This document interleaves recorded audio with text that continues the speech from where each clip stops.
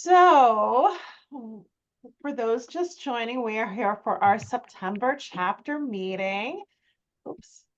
And I'm curious, what's blooming in your guys' yard? Oh, golden, Ooh. all three of them for me. And the sawtooth sunflower, thin vein sunflower, I believe. What else? Oh, I have, it just appeared. I had a royal catchfly emerge a couple weeks ago, but then I I was moving some things around and broke it. But that's what's going on in my yard. Great, thanks, Sherry. Anybody else want to share? I've got showy goldenrod for the first time. I planted them last year, and they're doing great this year. So that's a big broad stroke of yellow there. Yeah, I have the stiff goldenrod that goes nuts. And I have some rydels in my rain garden that's it's cute. It's such a cute little, it's not crazy like the other goldenrod I have. And I just have some Canada goldenrod that came from the farm next door. And I just try to keep it at bay, but I let it take over one little spot. And then I have that paired next to the New England aster, which is really nice. So I'm going to try to reseed that into as many other places as possible. And that anise hyssop is still, that thing stays purple. I don't know. It's been like 6 weeks. I'm like, what is up with this? Nice. So that's really nice to have that purple still going too. Anybody else want to share?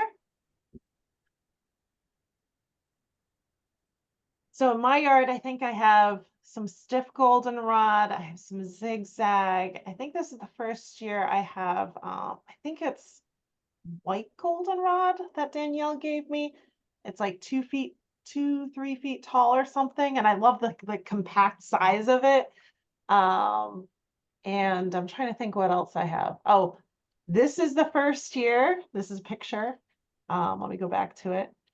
That I have New England aster blooming. So for those that don't know my story, this is the first successful year that the deer have not decimated my New England aster. For those following, every year they eat it down to the grounds. And after I the other year planted St. John's wort next to it in the front area, because they still eat the other area. They seem to leave my New England. So like it's huge. It's almost my height, not quite. And I was super excited. This is my first year that, other than like a bud or two, like that they bloomed successfully. So very excited. I think I mentioned mist flower. Oh, what else? What else? I still have Oxeye Susan in bloom. Sure there's a few others, but oh, my cardinal flower and my blue bully is still going. Oh, so is mine. Yeah. Yeah, they were a little bit later this year for me. Usually those start more in early to mid-August, and this year it might be the drought. But yeah, so just a few in my yard. I was just super excited about my New England aster this year. All right, well, let's get started. So agenda. So obviously we have a special guest today. I'll let Sherry introduce him, but we'll be covering monarchs and misinformation. We'll also be covering the upcoming election process for our chapter, some general chapter updates, and some of our past and upcoming events and activities. Sherry, would you like to take over? Certainly. Chris Klein is our speaker tonight, and I thank you for being here. Oh, sure. Virtually. He's the director of Butterfly Ridge, and I'll just mention a little bit about what they do, because that speaks to Chris and his wife. So Butterfly Ridge Conservation Center is a limited liability company owned by Christopher and Chris Klein. The initial idea for Butterfly Ridge came into being in early 2014. The idea was to have a garden that would focus on the health and well-being of butterflies native to southeastern Ohio. Ultimately, the goal is that the garden will be open to the public to visit and learn about butterflies, moths, and other pollinators. So anyhow, if you want to add anything else that maybe happened recently that's not listed on your website, but well, yeah, I mean, we've been open to the public since 2017. And then last year we started our nonprofit arm of the business, which is called the Pelagonia Foundation. And Pelagonia Foundation handles largely education and conservation outreach. So it's through the Pelagonia Foundation that we do a lot of our moth lighting events. It's through Pelagonia that we now do our seed sharing. For those of you who don't know, we give away seed of native plants free of charge to whoever wants it. And if they want to make a donation to Pelagonia Foundation, they can. They don't have to. Last year we gave away, oh geez, how many? I want to say 300 or 400 seed packets to like 60, 70 different people, probably in the neighborhood of 30 to 40 different species. We like to help people get started with native plants as inexpensively as possible, because I'm not sure what things are like up there in Cleveland, but down here in my neighborhood, native plant nurseries are few and far between, and most of them can be quite expensive. So we wanted to give folks a way to kind of get their feet wet with growing native plants, and then if they decided that they liked it, then they could, you know, go to the expensive nurseries and spend all the money they wanted. So so yeah, we started that nonprofit arm last year. Thank you. So I think we're ready to start the topic and hear more about the monarchs and misinformation.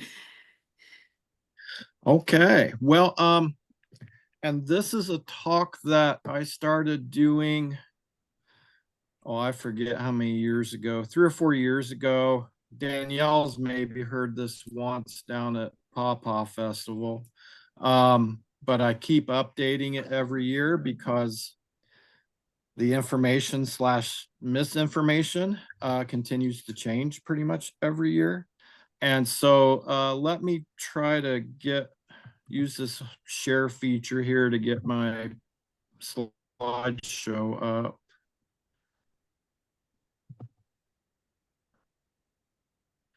Let's see, can everybody see that hopefully?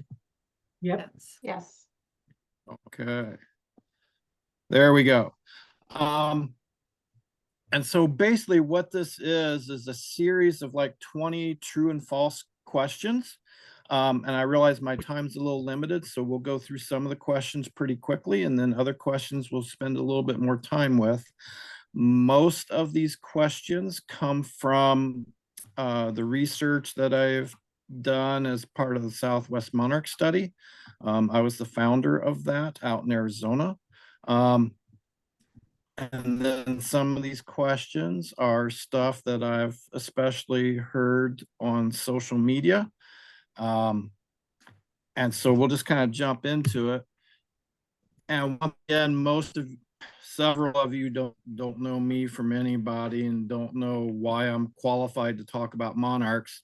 So for example, this is the front page of a peer-reviewed paper that I wrote with Gail and Scott Morris on the status of Danos plexippus in Arizona. So basically this documented our data from the first 10 years of the Southwest Monarch Study. And this was published in the Journal of the Lepidopterist Society. So you can look that up if you would like, published in 2015. So our first question, true or false? Monarchs are officially endangered in the United States. And with doing it this way, I'm not sure how people could vote. So just think about in your minds, I guess, whether you think it's true or false. And the correct answer is false. Okay, monarchs are not endangered.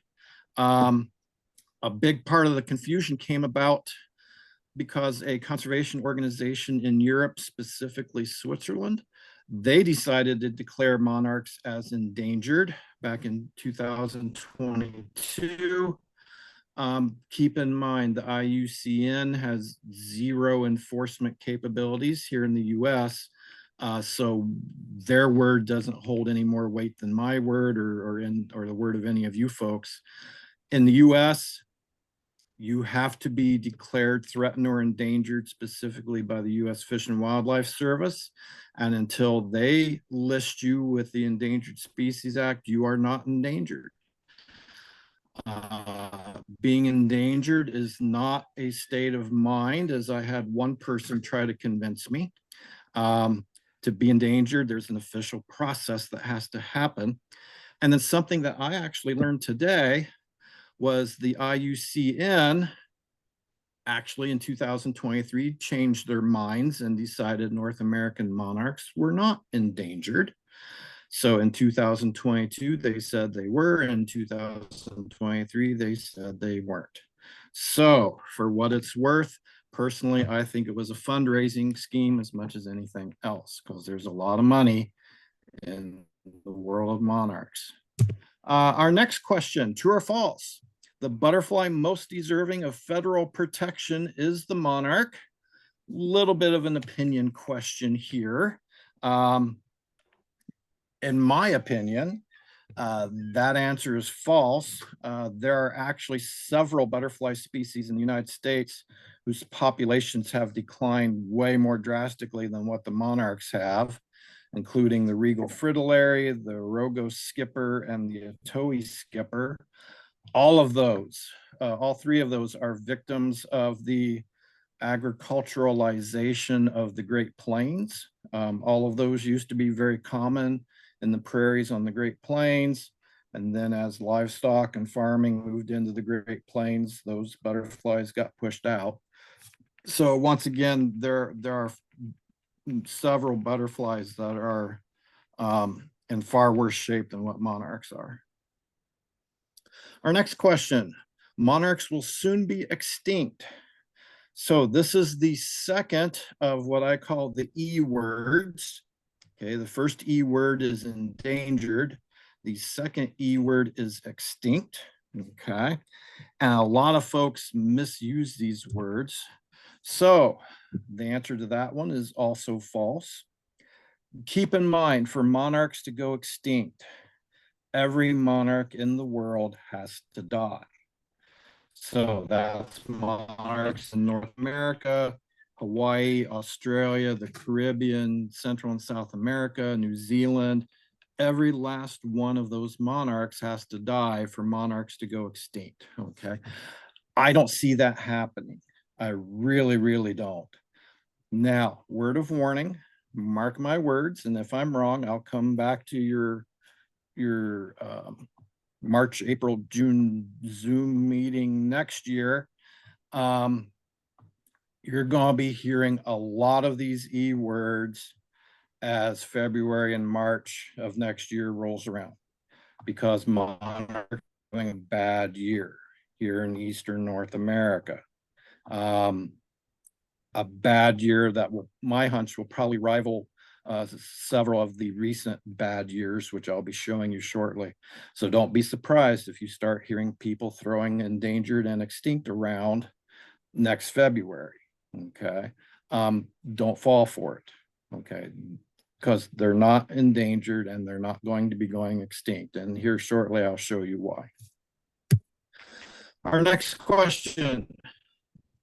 Hand-raising monarchs does not add significantly to the overall population. I don't know how many of you captive raise monarchs. Generally, that answer is true. Scientists estimate that roughly at the most 500,000 monarchs are raised by enthusiasts every year.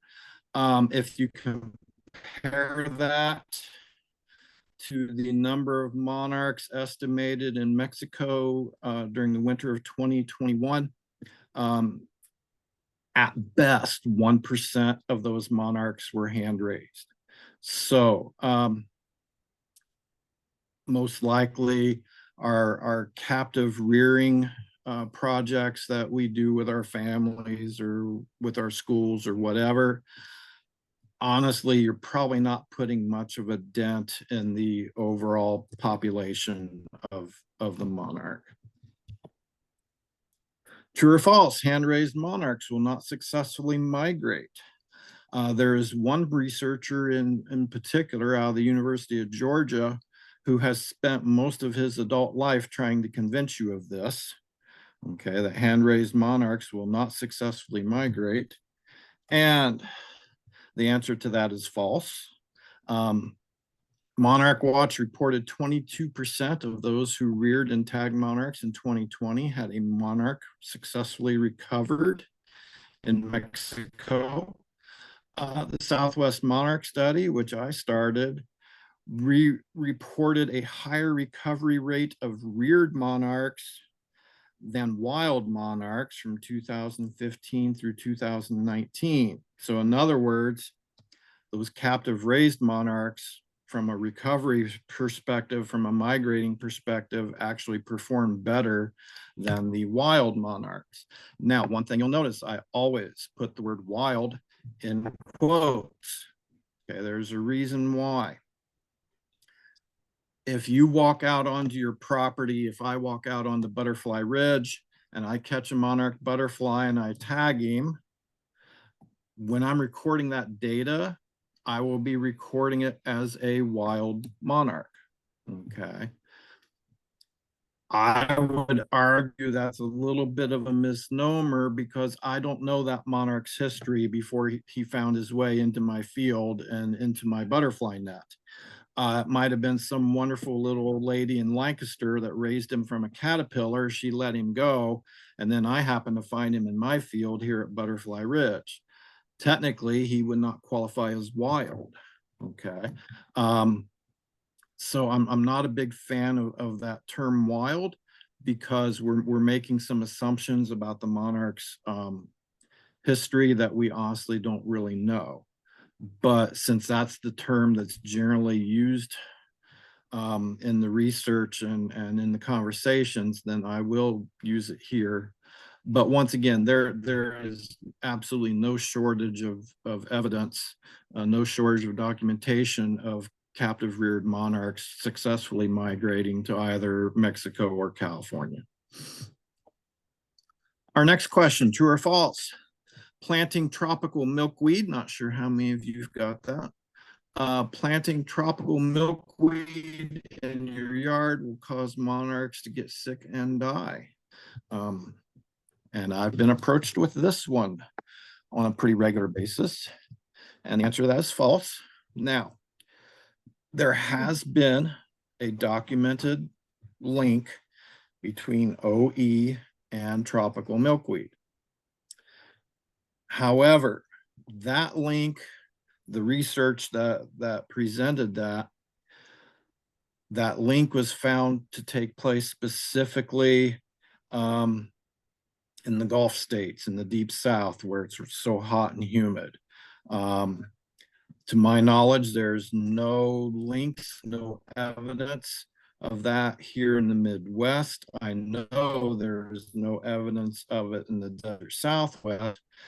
Monarchs in the desert Southwest are rarely found with OE. OE just does not do well in dry climates. OE is a parasite on monarchs. I believe it's like a little protozoan that can impact a monarch's ability to fly. It can impact wing development, making sure that the wings develop correctly, that sort of thing.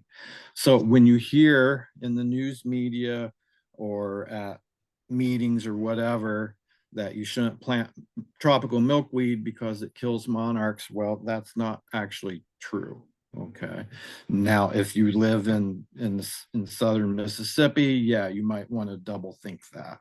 But here in Ohio, it's probably not a problem. True or false? Planting tropical milkweed in your yard will cause monarchs to not migrate in fall. A friend of mine very adamantly believes this one. Okay. The problem is there's no evidence of it. So while lab simulations try to make this claim, there has yet to be any real world tagging based evidence of free flying monarchs migrating, being impacted by tropical milkweed. The thing that is convincing monarchs to stick around, for example, in my case in Southeast Ohio, in your case, Northern Ohio, the thing that encourages monarchs to stick around longer than they should, I would argue, is not tropical milkweed. What it is actually what we are experiencing right now, and that is unseasonably hot temperatures in late summer and fall. Okay, because for example, at Butterfly Ridge, there is no tropical milkweed. Okay, none of our neighbors have tropical milkweed. Yet in years where we've had 85-degree weather in October, we've seen monarchs flying around. Well, I know it can't be the tropical milkweed because nobody in my neighborhood has tropical milkweed. So it has to be something else. And I would argue it's the warm temperatures that are in fact causing that. True or false? Hand-raised monarchs should be exposed to natural light and temperature. Once again, not sure how many of you raise monarchs from caterpillars. That answer is true. Monarchs tend, well, butterflies and moths in general, tend to use light and temperature cues to proceed through their life cycle. So you want those caterpillars being able to experience natural light to some level and natural, temperatures at some level. True or false? Eastern monarchs and Western monarchs are two different species. And maybe to kind of make sure everybody's up to speed, monarchs in the Eastern United States tend to migrate to the mountains outside of Mexico City, in the state of Michoacan, Mexico. Monarchs in the Western United States tend to migrate to coastal California, coastal Baja, kind of that neighborhood. Okay. And something I've heard frequently is that Eastern monarchs and Western monarchs are actually two different species. And that is not correct. Okay. The two main populations are actually genetically identical. I'm not sure if anybody knows what the triggers are to that determine, so that monarchs know what direction they're supposed to go. That I'm not sure, but from a DNA perspective, both populations are identical. True or false, the continental divide is the dividing line between that east and that west population. And technically, that answer is also false. Now, generally speaking, roughly speaking, yeah, the continental divide can be considered that. However, monarchs in the desert Southwest, they actually cross the divide in order to get to overwintering sites in Mexico. One thing that you'll notice on my little map here, if you look at Arizona, you've got orange arrows going. Some of those one orange arrow is actually going west, northwest. You've got another orange arrow that is going southeast. One of the things that we discovered through the monarch study is monarchs in Arizona and the desert Southwest actually migrate both directions. So while monarchs in the east are primarily going south and southwest down to Mexico, monarchs west of the continental divide are going southwest to coastal California. In Arizona, monarchs are going actually opposite directions. Some go southeast, some go northwest. What determines whether you migrate southeast or northwest is something that we're still trying to figure out. My initial thought, and the initial thought of Gail Morris, who has taken the monarch study over since I moved back to Ohio, our initial thought that it was actually related to weather patterns, in that in the desert Southwest, from basically July through September, you have a monsoonal weather pattern, meaning that storms are actually coming from the east off of the Gulf of Mexico into Arizona. It's called the monsoon. At the entire rest of the year, the weather patterns tend to come in off of the Pacific through California that way. Well, what we were initially finding, the initial data was indicating monarchs that were migrating earlier in the season, okay, September, were the ones that were tending to head towards California, which one could reasonably think, okay, well, that's the influence of the wind direction coming off the Gulf of Mexico, pushing them to California. And monarchs that were migrating more towards October, it was kind of the opposite situation. You know, storms coming in off the Pacific were pushing them southeast into Mexico. More recent data doesn't back up that initial idea. So we honestly don't know what determines which direction they go. Okay, it's another one of those mysteries. Our next true and false question: there is no mixing of the eastern and western populations. And that answer is false. And once again, if I go back to my previous map, if I can get there, maybe there we go. So you'll notice down there in Mexico, you've got monarchs coming in from the west, crossing the continental divide to overwinter in Mexico, with monarchs that have come down from the east. So there is a definite mixing of east and west. The idea is some of those eastern monarchs in the spring, in February and March, might actually follow their friends from Arizona and actually return west. Some of those Arizona monarchs might join their friends and on the return trip actually go east instead of back to Arizona. So in other words, there's a lot that is still not known.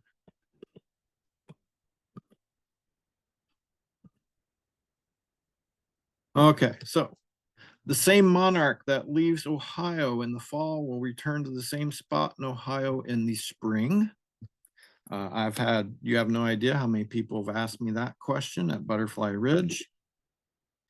That answer is false. The monarchs that return to Ohio, usually we get our first wave kind of late May, early June. They are most likely the grandchildren, maybe the great-grandchildren of that monarch that flew south in the fall.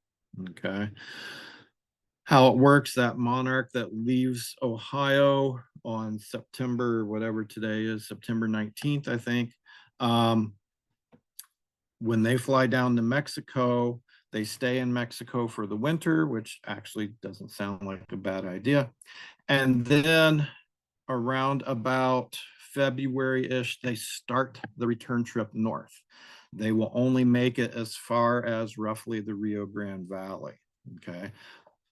On the trip down, the reason why they're able to fly so far is they are in what's called biological diapause, which means they're putting all interest in reproduction on hold. And instead of spending that energy on reproduction, they're spending that energy on flying. Okay, they get to Mexico, February rolls around, they will do what we call break diapause. They suddenly realize, oh, I'm surrounded by members of the opposite sex. Mate, continue trying to make the trip north, but run out of gas when they get roughly to the Rio Grande Valley, lay their eggs northern Mexico and in the Rio Grande Valley. The kids will then continue the trip north and east. Okay, and once again, what we see in Ohio, May and early June usually is the grandkids that we see. True or false? The monarch population is in significant decline. Honestly, that depends who you talk to. There's actually a researcher by the name of John Boyle who says that is absolutely false, that the current monarch population is actually a whole lot bigger than it was in pre-colonial America. And he's basing a lot of that on how the Great Plains, how that land management changed once settlers started to move out there. I'm not sure that I buy Mr. Boyle's arguments. However, if you look at the data and realize we only have data going back 20, 25 years, we could say that both the eastern and western populations are definitely showing a significant decline. However, over the short term, one could argue that the populations are in fact somewhat stable. So here we've got a picture of data collected in the overwintering sites in Mexico. This data normally comes out, well, the data is collected in January, and then it normally comes out to the public kind of late February and early March. And one thing you'll notice, I don't know if you can see my little arrow there or not, that the population over the last 15 years or so has been relatively stable in this 2 to 2.5 hectare range. Now, what that is that's the amount of space that the overwintering monarchs take up. Okay, usually they don't try to actually count every single monarch just because there's so many of them. When you're talking counting to 45 or 50 million and they're all flying around, it's really hard to do that. So they make their estimates based on the amount of land area that the monarchs are occupying when they're overwintering in Mexico. And you can see for the most part, we've been hanging out right around that 2.5 hectare years. We've had some good years, but normally things usually bounce back to that 2.5. As I mentioned earlier, expect next spring for people to be in crisis and panicking because the population is going to be so low. My hunch is the overwintering population in Mexico is going to be down at that range. Okay, it's going to be really low. But once again, if you notice, every time the population's gotten really low, within a year or two, it bounces back. Okay, here in 2009 and 10, we went really low. 10 and 11, it bounced back. 04 and 05 was pretty low, bounces back by 06, 07. Year 2000, 2001, that winter was really low, and look how it bounced back. Every year it bounces back. Okay. So when the numbers are presented in February, March, and the numbers are really low, it will bounce back. Okay.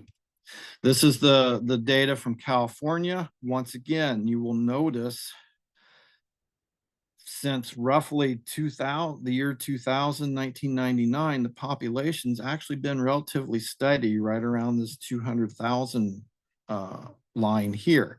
Once again, we've had some good years and we've had some bad years. Okay, 2018, 19 was really bad years. Okay, 2020. And once again, the population always bounces back.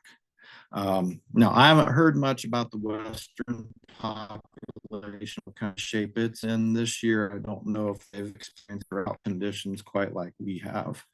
But just to give you an idea. So, true or false, the monarch population decline is being caused by illegal logging in Mexico. Once upon a time, that actually was the case. Now, I would argue that is false. And while there is still some illegal logging in the bioreserves in Mexico, realize if that's still happening, that would not have an impact on the Western population because with the exception of Arizona, the Western population doesn't migrate to Mexico. So the current thought, and it's really hard to prove any of this, the current thought that the decline in the West is primarily a prolonged drought situation, probably some habitat loss as well. In the East, it can be attributed largely to the expanded use of herbicides in agriculture and, once again, habitat loss. True or false? Monarch research is objective and unbiased. This one might surprise you. I would say that answer is absolutely false. There is a lot of bias in monarch research. After all, like I said, there's a scientist out of the University of Georgia who has been working very hard the last 15 to 20 years to convince us that captive raised monarchs cannot migrate. Yet, once again, Monarch Watch, Southwest Monarch Study, the work that David James is doing in the Pacific Northwest, all show that captive reared monarchs successfully migrate.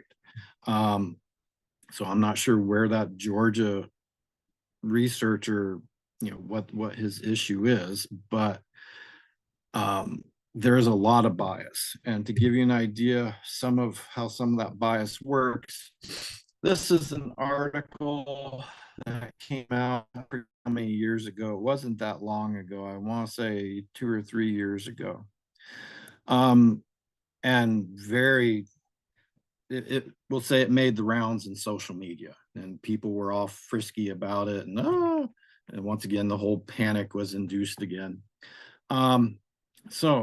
This paper, once again, monarch butterflies are sensitive to rearing conditions. Reared monarchs have lower fitness than wild monarchs, et cetera, et cetera. However, if you look at the next page,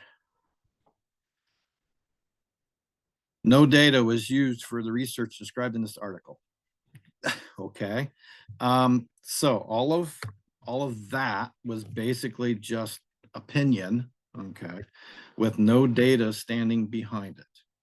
And that's a lot of the trouble that we have with our enthusiasm for monarchs and stuff. There's a lot of opinion out there that's not backed up by data, or in the case of this one particular researcher in Georgia, it's backed up by bad data. Okay. Scientific methods that honestly probably would struggle passing the junior high science fair. Let me direct you to a researcher that I do think is worth spending your time to look into. This is Dr. David James. He's a researcher at Washington State University, and he takes, for the most part, the complete opposite position of what that previous paper was. One of the differences with David James is he has done monarch tagging research, not only in the Pacific Northwest, but he's done tagging research in Australia. He has studied monarchs for a very long time in a variety of different settings. I think this guy has a much better feel for monarch population biology. I would argue he is definitely worth your time looking up some of the research that he has done. So once again, that's David James at Washington State. We're getting towards the end of the true and falses here. So true or false, monarch caterpillars are eating my dill. Once again, this is another one I've heard at Butterfly Ridge, and when I worked at Franklin Park Conservatory. And no, monarchs are not eating your dill. Those are black swallowtails that are eating your dill. Monarchs are very, very fussy, and they will only eat milkweed. If you take him off the milkweed and you put him on a dill, he will starve to death. Okay, they are the ultimate in picky eaters. Okay, I'm not sure if any of you are picky eaters, or maybe if you're trying to raise some picky eaters right now. Monarchs are the ultimate picky eaters. True or false? You can best help monarchs by planting milkweed. This answer might surprise you a little bit as well. I would argue that false. Okay. You can best help monarchs by creating habitat, which includes both milkweed and other nectar plants. and specifically nectar plants that will provide nectar throughout the season. Keep in mind right now, and I don't know, maybe some of you folks, you're in different conditions. The drought down here in Southeast Ohio is extreme. I've got a bunch of trees that have already lost their leaves because of the drought. All of my tulip trees are now bare. All of my sweet birch is now bare. My red maple is quickly going bare, okay, because of the drought. I haven't had milkweed flowers here at Butterfly Ridge since I can't tell you when. Okay, early to mid-July was the last milkweed flowers that I saw here. If you're just planting milkweed, then realize monarchs that are trying to migrate through right now are going to find nothing to eat. All right, and I'm kind of glad that you all had that little discussion right at the very beginning about what's flowering in everybody's yards, because you need stuff flowering now. Okay, you need stuff flowering the entire from April through October. Okay, maybe not April, let's say late May through October, so that you can meet the needs of all those different generations of monarchs. And if all you're doing is planting milkweed, then yeah, you're going to have a bunch of caterpillars, but when they grow up and become adults, you're not going to have anything for the adults to eat because the milkweed's all going to be bloomed out by that point.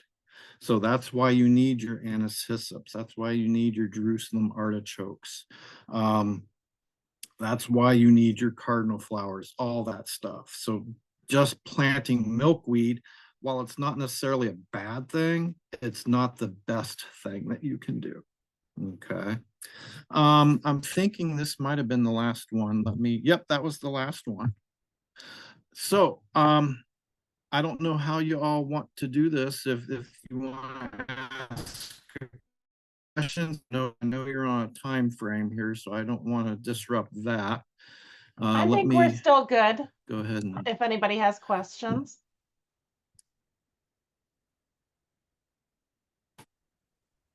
Feel free to raise your hands or put questions in the chat. And thank you so much, Chris. Great. Oh, you bet.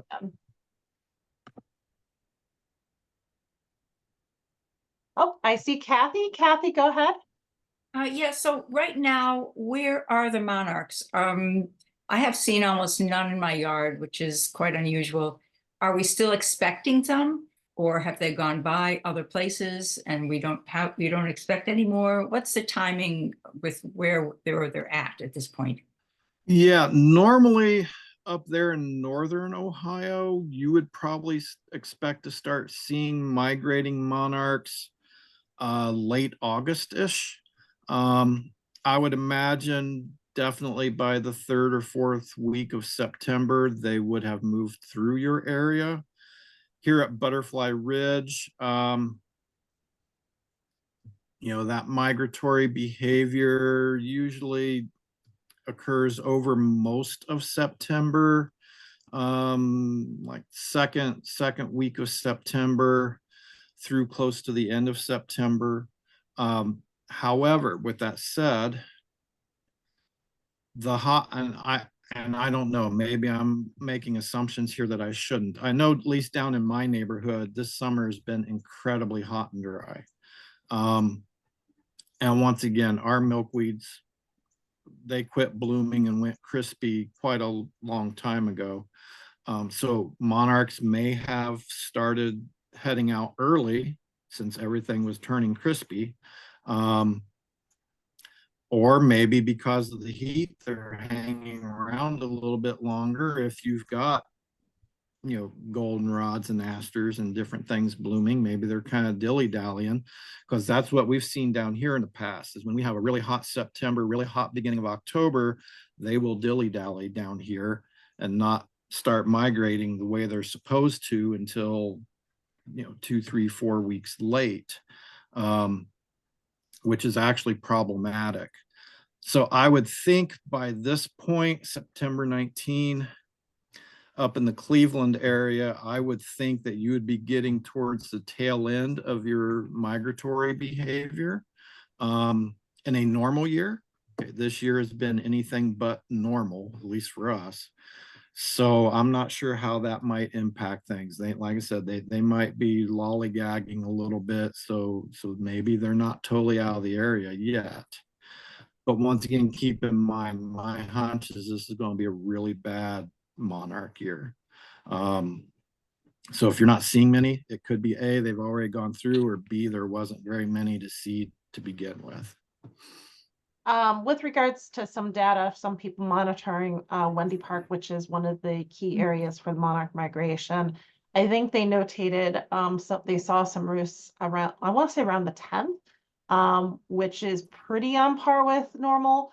But overall, to Chris's point, it's been low number. So we'll wait and see if you know the true batches come in, or if that what they saw on the 10th is it. Christine, I put a question in the chat.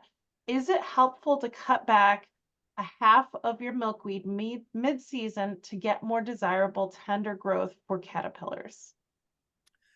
Yeah, I would argue that yes, it is. And how I encountered this, how I learned about this, for a long time I used to go hiking down at the ridges in Athens. And what the ridges is, it's actually the old state mental hospital grounds that several years back, Ohio University did a land swap with the state of Ohio, and now the Ridges is owned by OU.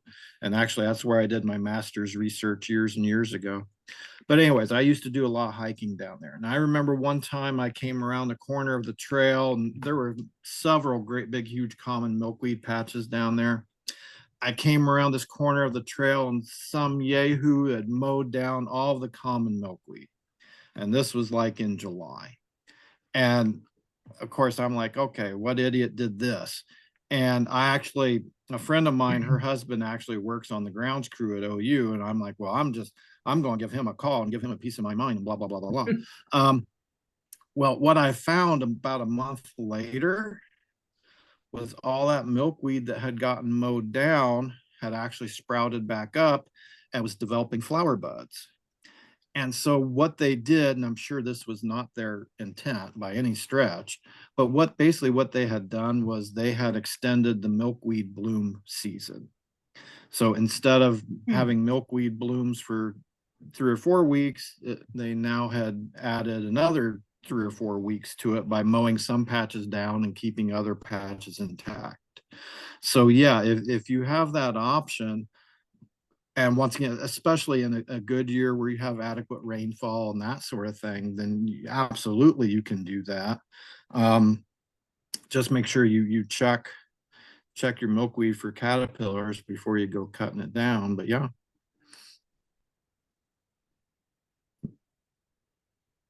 Sorry, I realized I was a mute. Good question, Christine. I see Diane has a question. Yeah, I always have this curiosity, like when I've seen new monarchs come out of their chrysalis, or it seemed to appear in my garden, and I think, how the heck are they going to get all the way down to Mexico if they're only going to live like 2 weeks? So I mean, what is that? Does that really happen? Because I always think they must have more babies again when they get like to Texas or something like that. Okay, so how lifespan works, and it's not just a monarch thing, it's actually butterflies in general. Most butterflies as adults will live 3 or 4 weeks. However, it is very dependent upon when you're born. So if you overwinter as an adult butterfly, so for example, the migrating generation of the monarch, the eastern commas and question marks, and mourning cloaks that we have here in Ohio, if you overwinter as an adult butterfly, you will actually live more like 6 to 7 months. Okay. If, that monarch that you saw flying around in late June, yeah, he's only going to live 3 or 4 weeks. A monarch that you see tomorrow in your garden, they're going to live close to 7 months, and it's all because of that diapause business.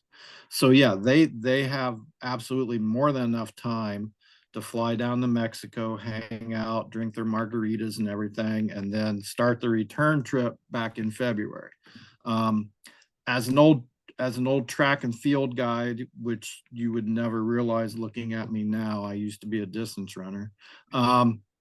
The trip down in the fall, I compare to a long distance race.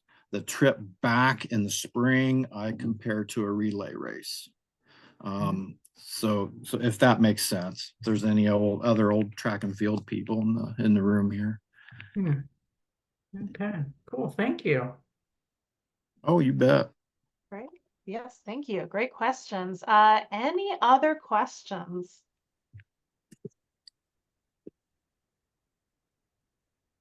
So Chris, a question that I have for you. So you mentioned that maybe we should be possibly focusing on some other species. If you were to pick 1 or 2 species that you would like to see more focus on, what would you like to see those be? Okay, this first one's gonna be a really hard sell, I realize, but hey, you guys you're wild ones, you're into this hard sell stuff. So that is thistle. Okay, specifically like field thistle or tall thistle. So native Ohio thistles. I'm not talking Canada thistle that's trying to take over the world. I'm talking our native Ohio, like prairie thistles. Okay. And Grant, once again, this was not a good year for thistle. Our thistle really struggled this year, but we love thistle here. Okay, I actively engage in hand to beak combat with goldfinches to try to get thistle seed, because when you get thistle blooming, honestly, there is no better butterfly plant than that. Okay. So yeah, we collect a lot of thistle seed, although once again, not so much this year. But in years past, I mean, we've collected thousands and thousands of thistle seeds from our plants. This year, it's only going to be hundreds of thistle seeds. Another one that I really like is ironweed. I'm a big fan of ironweed as well. And notice these species that I'm naming off typically are blooming during the beginnings of that migration period. Okay, so the thistles, the ironweeds, that will help keep the monarchs fueled up as they're trying to migrate through. Now, of course, the downside with thistle is it's painful. And we actually have ways that we deal with that. To collect the seed, a trick that I learned as an intern years and years ago at the Boyce Thompson Arboretum in Arizona, when one of my jobs was to transplant cactus. What you do is you get masking tape, wrap masking tape around your fingers, and that way you can handle the thistle heads and it won't stab you through the masking tape. And then when you're done, you just peel the tape off, throw it away, and away you go. Ironweed can get big. Okay, it can get tall. I mean, honestly, we have some here at Butterfly Ridge that approaches 8-9 feet. And I realize, especially if you're like in an HOA type situation, I assume the HOA will probably frown upon stuff that is that big. But once again, when it's blooming, you're hard to find anything better as far as a good nectar plant than ironweed. So that's 2 that from a monarch perspective, I think can be really, really helpful. Thank you for that, Chris. You bet. And my question on species, though, on butterflies, if you wanted to call out another butterfly that we feel needs more, or moth that needs more attention, because if monarchs don't need, they get a lot of attention, what would you say needs to feel more love? Oh boy. Wow, because I like all of them. Um, and yeah, that honestly, that's a hard one. You know, I would probably, well, yeah, now you got me thinking on that one. You can always get back to us, Chris. Oh no, I gotta follow through here. Honestly, I'm going to go with American Lady. And I know earlier at the very beginning of the meeting, somebody had mentioned that they had seen a painted lady, which was very exciting. Honestly, at Butterfly Ridge, we rarely see painted ladies. I mean, rarely. That's like a once every 3 or 4 years thing. American Lady, we see a lot every year. And that's because we have the caterpillar host plants. So I don't know if any of you have like pussy toes in your garden or sweet everlasting in your garden. Those are the caterpillar host plants for American ladies. And once again, I mean, it's such a neat looking butterfly. It's so easy to find the caterpillars. Honestly, that's probably the species that we raise the most caterpillars of, is American ladies, because the caterpillars are so easy to find. When our interns start in May, that's one of the first things we teach them to look for, because what you're like with the pussy toes, which is a very tiny little ground cover type of a plant that most people don't even notice out in their fields and such. What you look for are the leaves kind of folded over. American lady caterpillars are leaf folders. And so they'll fold the leaf over like and making a little sleeping bag. And then the caterpillar, that's basically his home base that he works out of. So we show our interns where the pussy toe patch is. We go out, we find leaves that have been folded over into sleeping bags, and we just barely just kind of pinch it open to take a peek inside, take a peek inside. And voila, there's caterpillars there, or there's no caterpillar, but there's a bunch of frass and stuff, which tells us, well, there used to be a caterpillar there. So, you know, we keep looking.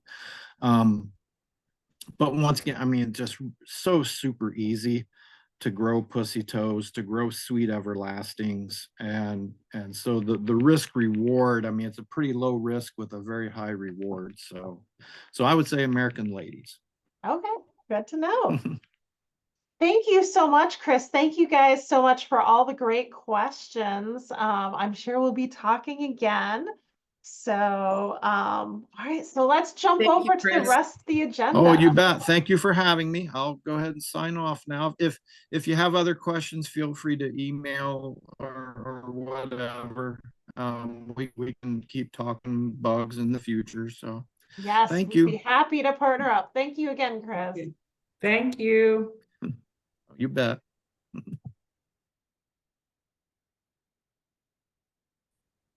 Switch my screen.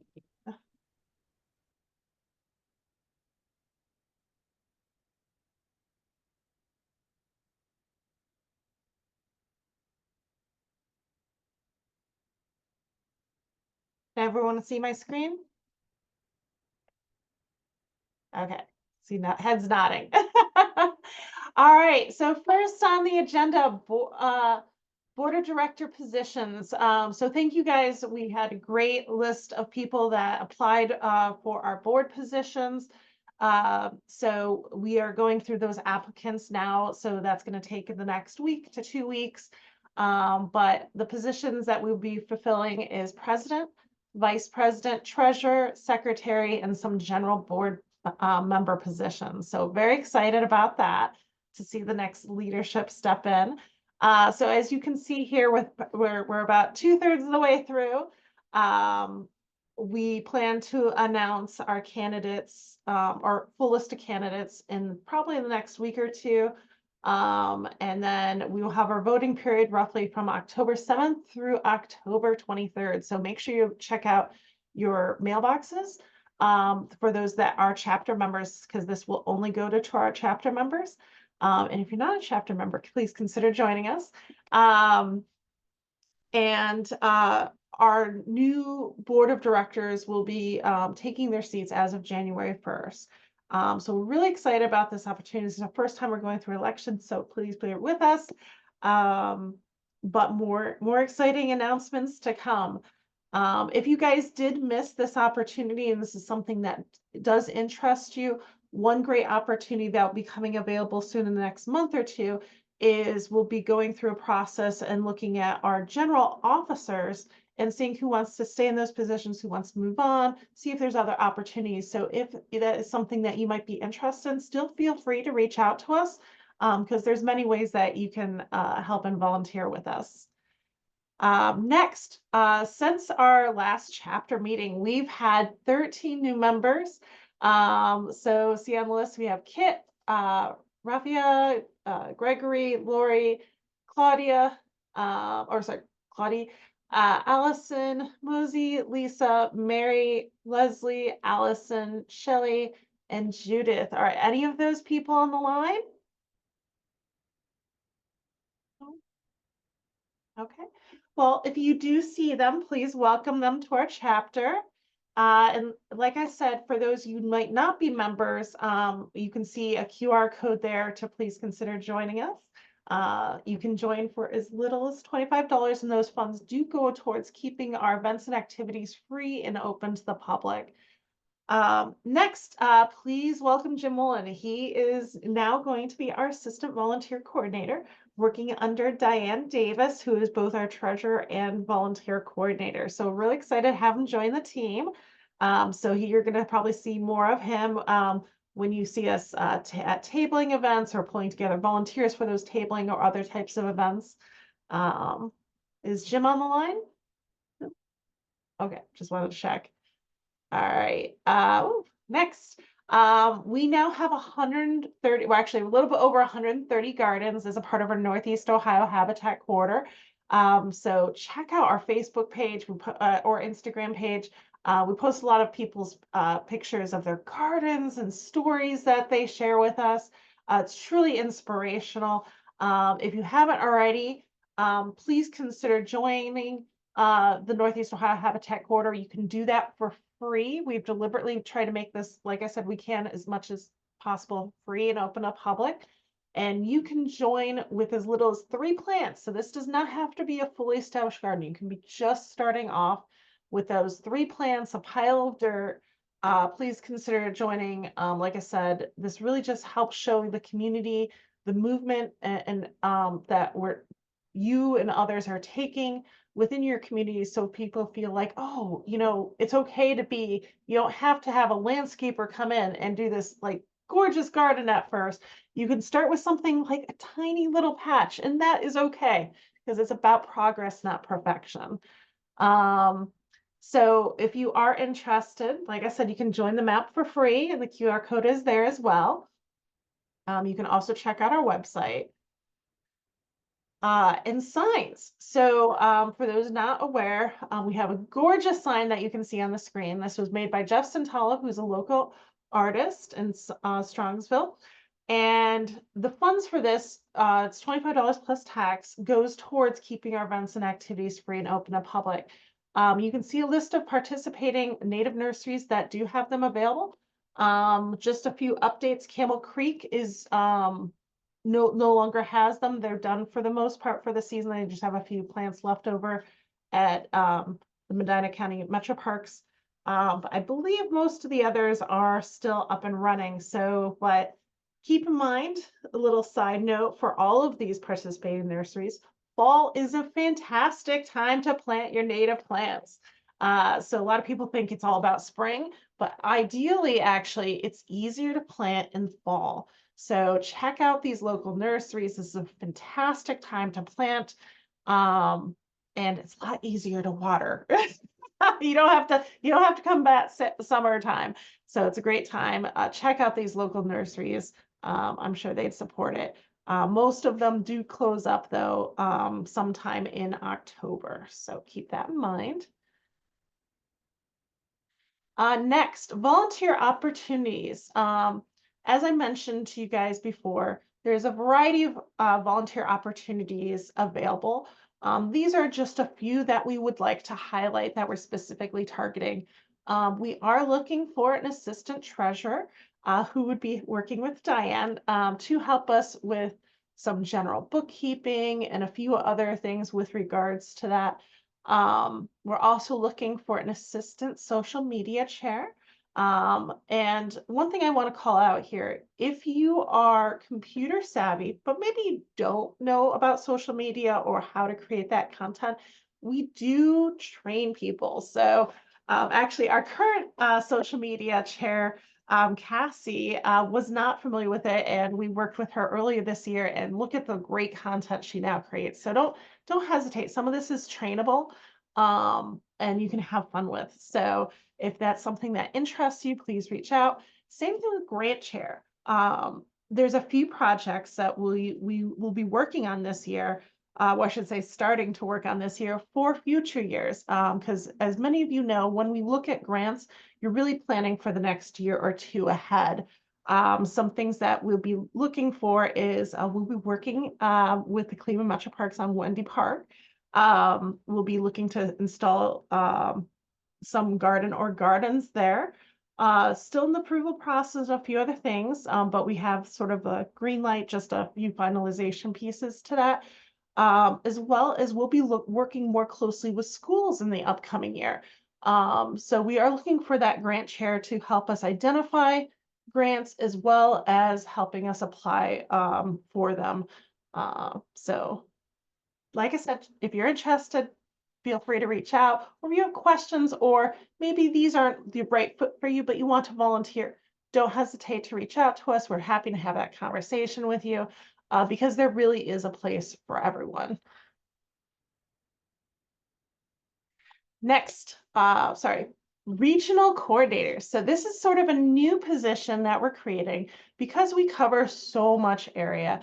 As I'm sure you've heard many of us share, we cover all of Northeast Ohio except for Youngstown, which they have their own chapter. And we're getting so large and so many members. We now have over 180 chapter members. We're getting to the point that we need some help in the, with managing events and activities, including little socials within these areas. And with that, we came up with regional coordinator position. Due to the number of members we have in certain key areas, we identified a need for this type of position for Lorain County, the Summit, Stark, and Portage County area, as well as Cuyahoga County. So this is where the bulk of our membership is. Obviously, we have members throughout Northeast Ohio, but this is where we want to start off with. The other area that we identified this for is Medina. But one of our board members, Shelley Tender, who also works in Medina County Metro Parks, has stepped up and will be our first regional coordinator. So as you can see here in this role, you'll help foster local connections, plan events, collaborate with community organizers, support native plant education efforts. And by taking on a small localized role, you're key to, in part advancing our mission and while making a meaningful impact to your community. Like I said, we are a large chapter. And for those not aware, we are one of the fastest growing chapters in the nation. I think when we were looking at some statistics over the summer, I think we were second in the nation. So we're doing great things, growing very fast, and this is just another way to help manage that growth. But while still keeping a lot of great educational events and socials within our growth areas. So more to come. Oh, also Keystone workshops. So for those not aware, we have Keystone workshop series that we started sort of end of last year. And these are key educational topics that we want to cover annually. They're very critical pieces that we feel everyone should be aware of. And we use them for live workshops virtually, as well as hopefully work with our local schools that we partner with. So we are currently looking for a leader to help organize the content that we're creating. as well as our volunteers that will be working with community partners. Maybe they talk with garden clubs, schools, there's a wide variety, but right now we are focusing on finding a leader to help us with that. And then we'll be looking for volunteers. Some of the upcoming things that we have will be seed collection. We obviously had our very first seed collection with Summit County Metro Parks on Wednesday, where we did tree and shrubs, as well as a few other things. And some of our next pieces are seed collection with Medina County. We have one this upcoming, sorry, not this Friday, next Friday, I think it is. And then we have another one in October, and we're trying to schedule out a few more. So that's part of our Keystone Workshop series. And then the one after that, I think that is our most popular, is our winter sewing workshops. So it's a little bit of fun to get your hands dirty in the winter time. I already mentioned the Keystone Workshop coordinator and team. There's also a wide variety of other topics that we're pulling together resources for. But like I said, we're really looking for that leader. Some recent events that we've done. So we've covered a lot of different events and activities in the last month. But here are just a few that we did. So we were at Tinkers Creek Watershed. You can see Craig and Anya and Jane and Janice. Here we are at Dome Brook Watershed Partnership. Back on 8/24, we have Craig again, myself, and Diane. And here we are at Novak Sanctuary Tour. This is in partnership with the Audubon Society. They were kind enough to partner with us and give us, host a wonderful tour, 2 tours actually of this location. They also talked about the Nature in the Backyard program. So beautiful location. Did anybody attend that would like to share some insights or their experience with regards to this? I mean, I attended, it was beautiful. I didn't go to every part of that, but it was really interesting how they're trying to build, all this, or restore, I should say, despite there being so many invasives. They have a lot of buckthorn there, and so that's what they spend a lot of their time, just with volunteers for the most part, to try to, keep this huge sanctuary going. But it's beautiful. Wonderful. Thank you for sharing that, Diane. So like I said, they do other tours, but this was a special one that they scheduled with us. So definitely check them out. It's absolutely gorgeous and very kind of them to host us. Oops. All right. Next was the Medina County Native Plant Festival. So this is the 2nd annual one. Last year was the very first one. So we have Diane, myself, and Craig. We also had the Nature Forum. So did any of you guys attend the Nature Forum this past Saturday? I see Debbie raised their hand. Anybody else? So this is a wonderful event that the Cleveland Metro Parks hosted, and they did in partnership with a few other organizations. But for those that didn't hear, Doug Talamy was the guest speaker, and they had over, I think it was 10 different speakers.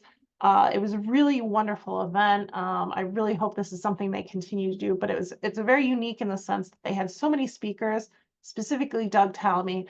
And it was all free and open to the public. So definitely look out. Hopefully they do that again next year. But it was an absolutely fabulous event. Debbie, anything you wanted to share? I thought it was a beautiful day. We got lucky, everything was so beautiful, and all the speakers were just like really impressive. Yes. I really enjoyed it all. And Talamy was really the top notch. Yeah, it was really nice. Yes. Oh, and for those not aware, I don't know if you can tell from my picture on the right-hand side, he's coming out with a new book. How can I help? So that it was highlighting some of the one talk highlighted some of the questions that he answers within this book. Obviously he only went over a very small portion of that, but something for those of us that enjoy reading this material to look forward to. So depending on when that launches, maybe that'll be part of our winter book club. If not, maybe that'll be a next year one. So we'll see. Next is the native tree collection in partnership with Summit Metro Parks, which I mentioned. You can see a list of some of the plants that collected. Diane, anything you want to share there? Well, it was really cool. I mean, we learned a lot about what to look for. I mean, Chris was like going so fast through there, like, oh, that's this tree, that's this tree. So we were learning tree identification at the same time we were picking up different seeds. And, you know, you can see like we got to go off trail, which was like, oh, you know, if you're a rule follower, you're like, oh, we're going off the trail now. So it was really cool. But we were, you know, in that second picture, we were trying to, there were some beech trees back there. And so we were trying to look for beech nuts, but we didn't find any. But anyway, it was really cool. It was a really fun experience. Cool. Yeah. No, I was really impressed. They gave us a list ahead of time of the goals that we would, you know, be trying to collect for. Obviously, well, since you guys can't see the list, this is a much smaller list. This is what Janice said that they were able to find. So it was really cool opportunity. So hopefully we continue to foster those types of relationships. And I've been told that we were able to collect a few, you know, save a few for ourselves for like our school programs and a few other things. So I'm excited to get my hands on the what we ended up or they were generous enough to donate towards our projects. So yeah. Next, so we are hosting our first, well, I should say in partnership, the first Northeast Ohio Native Plant Swap and Resource Fair on October 5th. And this is going to be in Akron. This is in partnership with several other organizations. But this is something us and them have been working towards for the last several months. So definitely check it out. There's going to be plants, there's going to be seeds, there's going to be, you know, great pieces of information. Please share this. This is my understanding. This should all be free and open to the public. Also bring your native plants to swap. And we're really excited. Like I said, this is our first year for this. I already mentioned this, but this is our first upcoming Medina native seed collection. Shelley is going to be leading this. It'll be September 27th from 1 to 3. This is a weekday during the afternoon. And keep in mind, these are at 2 different locations. This one is going to be at the Onslager Nature Center in Wadsworth. And then the second one is going to be at their Park District headquarters in Medina itself on October 6th, which is Sunday from 1 to 3. So Shelley Tender will be one of our board members, but also one of their education coordinators for Medina County Park District is going to be leading both of these. So we're really excited for that. So some calls to action. So I know many of you follow us on social media. If you haven't already, please share with your friends and family information about wild ones. Because usually social media is where you hear about things first. So please, you know, let them know about us, invite them to follow and or like us on Facebook and Instagram. We post tons of educational topics and posts and videos. We also have a YouTube channel. So if you miss one of these meetings or one of our other virtual meetings, we always try to record it and put it on our YouTube channel. And please also, if you haven't already, please join Wild Ones or invite your friends and family to join Wild Ones. And by becoming a member, you are helping support that effort of keeping things free and open to the public. And I think that is it. So any questions, any updates, anything anybody wants to share? Hey, Jessica, this is Betsy. Very sorry that I joined late. Unfortunately, I had a work escalation.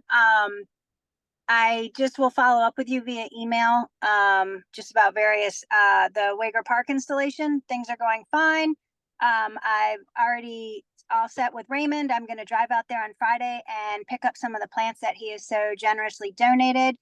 I'm going out to Meadow City Nursery on Saturday. And I'm just going to do a little bit of augmenting. I want to get rid of the bunny grass. So she's got a good collection of some native grasses. So I'm going to get a few there. I meet with Janice next week, and she's going to go over my plan with me and just make sure that I'm solid. So things are proceeding. And I don't know if you've done the sign up yet. Just an FYI, also some Keep Lakewood Beautiful folks are going to be joining as well. So it'll kind of be a little group event. Fantastic, Betsy. So thank you. I didn't see you online, but that's probably because I was talking. So all good. yeah, so what Betsy's talking about is Betsy is heading up one of our garden projects in Lakewood at one of the adopt a spots. She was kind enough to bring this to our attention. This is already something that she is working towards with regards to one of her certifications. And we're going to be installing, are we still targeting the 28th, Betsy? Yes. And it actually looks like it might rain a little next week. So that is going to be a big load off of my mind. Because I was very concerned about planting new plants in a drought, you know? Yeah. And obviously if it's too much, we might look at rescheduling. But Betsy, is there anything you want to cover a little bit with regards to that topic? And obviously for anybody interested, we'll be posting social media. We're just also monitoring the weather and a few other things just in case something needs to be rescheduled. Yeah, no, I think we're good for now. You know, we'll just see. As long as it rains a little bit, I think we'll be okay. There is water there, right? So I think we'll be okay. I'm sure Raymond will jump in if he thinks maybe, we should postpone. I would certainly defer to his judgment. I know you wanted me to come and talk a little bit about what I'm doing overall, like with the pollinator.org and my pollinator steward certification. So perhaps I could do that at another meeting next month, and hopefully I won't have a huge escalation that keeps me working. And I'm going to go back to work. I'm actually going to go back to work after this. So, nice.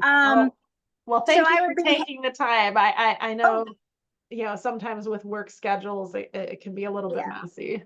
So I just wanted to at least join and let you know everything's under control. Everything is moving at pace, and I can certainly follow up with email. Keep an eye on the weather, but I plan on it being a go.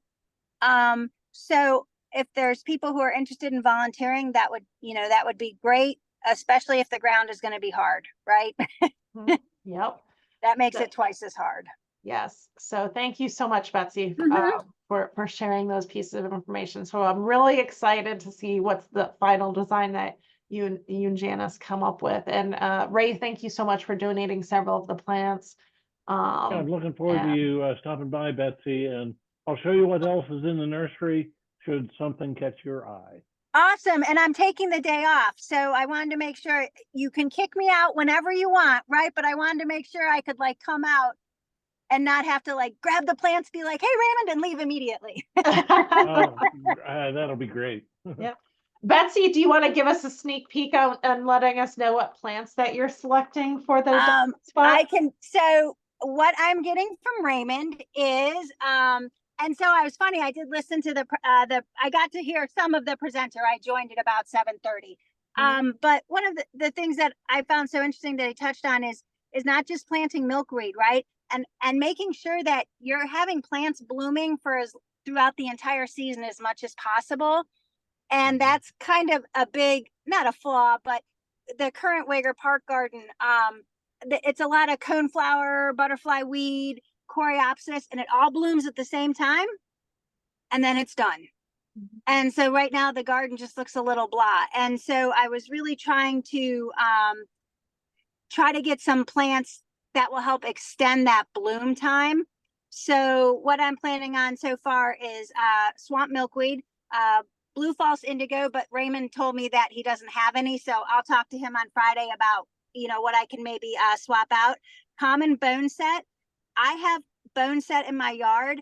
I have seen as many as 17 monarchs on it at one time. Oh, geez. Wow. It is, if I go out and look at my bone set, hundreds and hundreds of butterflies, all sorts of little bees, native bees, like several kinds of bumblebees, wasps, yellow jackets, hornets, every possible flies, every possible insect is on them. You can see it buzzing and vibrating and humming. It's just amazing. So I'm super stoked about that bone set. Partridge pea, wild petunia, and round-headed bush clover. Any asters or goldenrods? I'm going to be purchasing goldenrod from Meadow City Nursery. Okay, wonderful. And if she has asters, I will. I thought I looked the other day and she was out, but we'll see. Maybe but I would love to have aster. I have a bunch in my yard and I have a bunch of goldenrod. And then from my yard, I'm going to transplant some ironweed. I heard the gentleman, I'm sorry, I didn't catch his name, mention ironweed. That's another great one. I'll be bringing some of my own there. So. Okay. No, very excited. So thank you so much, Betsy. Yep. Any other updates or questions, guys? All right. Well, thank you guys so much for your time. It was a pleasure, and we'll see you guys next month. Same time, same channel, third Thursday of October. All right. Thanks, guys. you. Bye. Thanks, bye.